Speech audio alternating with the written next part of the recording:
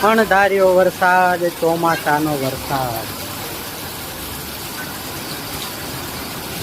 આમાં એક લોકગીત વાગતું હોય કે આભમાં એ ઝીણી જબૂકે એવી ગળી રે,